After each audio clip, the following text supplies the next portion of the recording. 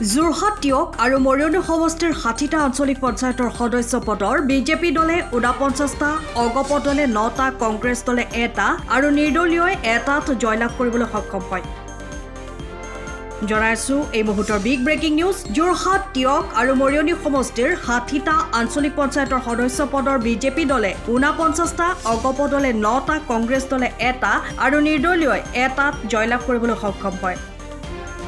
জনাইছো এই মুহূৰ্তৰ গুৰুত্বপূৰ্ণ খবৰ। যোৰহাট টিয়ক আৰু মৰিয়নি সমষ্টিৰ 60টা আঞ্চলিক পঞ্চায়তৰ সদস্য পদৰ বিজেপি দলে 49টা, অগপ দলে 9টা, কংগ্ৰেছ দলে 1টা আৰু নিৰ্দলীয় 1টাত জয়লাভ কৰিবলৈ সক্ষম হয়।